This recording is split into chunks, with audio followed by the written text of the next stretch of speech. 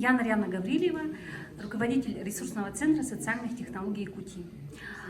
Мы сейчас в Нерингри, уже 4-й раз мы с выездом по большому проекту, который в конце концов обрел свое название «Сообщество Якутии».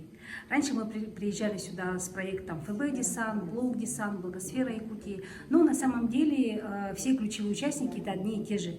И за эти 4 приезда у нас сформировалось очень мощное, уникальное сообщество Якутск-Нерингри из активных людей, неравнодушных горожан, гражданских активистов, НКО, медиа, ну и вообще, в принципе, самых активных людей именно в Нерингри. И в этот раз мы каждый раз привозим сюда, стараемся привозить сюда ярких представителей, организаторов каких-то проектов. Это и специалисты в сфере НКО, или это какие-то блогеры с активными, яркими проектами, или это тревел-блогеры, или это такие очень независимые журналисты. И в этот раз у нас получился тоже очередной очень хороший такой сейшн, да? Мы называем его нетворкинг, митап. В течение 2-3 дней мы собираемся на нашей уже такой ставшей постоянной площадке Сим-Сим. И здесь целый день проводится прямо ряд мероприятий. И вчера, по доброй традиции, в технопарке, мы уже не первый раз там, первый раз мы как раз приехали, проводили там встречу с Асеном Сергеевичем, с активной общественностью. А вчера мы провели тоже очень такой интересный дискуссионный формат с участниками наших встреч, мероприятий, о том, каким мы все видим будущее Нерингри и как мы видим развитие вообще сообществ с точки зрения.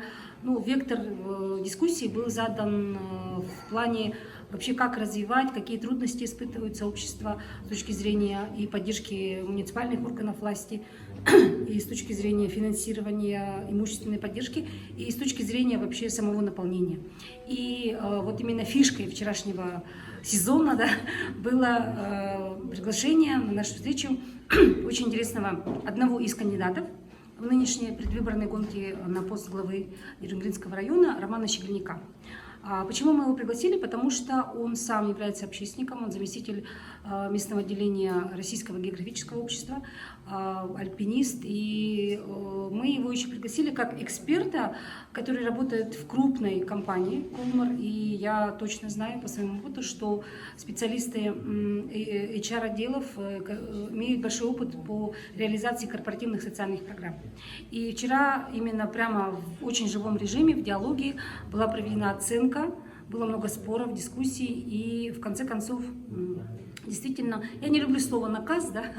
Наказ кандидату, но прозвучали такие предложения, и меня очень, как специалиста именно в этой сфере, порадовало, что я впервые услышала, что именно в программе кандидата было такое слово, как проектный офис, именно который будет помогать инфраструктурно, потому что я не понаслышке, уже 20 лет в этой теме, знаю, что не в каждом районе нельзя сделать ресурсный центр как общественную организацию. Поэтому сейчас в наше время нужны такие современные подходы, поиск лучшего именно той модели, которая подходит для Нерингри. Возможно, в Алепинске, в Ленске она будет другая. Естественно, совсем другая модель в Якутске. И мы все выразили надежду. Меня очень радует, что у нас уже пошла дружба, у нас уже пошли совместные проекты с Якутском. И что есть надежда, что, в принципе, если такая программа реализуется, будущее Нерингри будет, развитие сообществ будет очень мощным.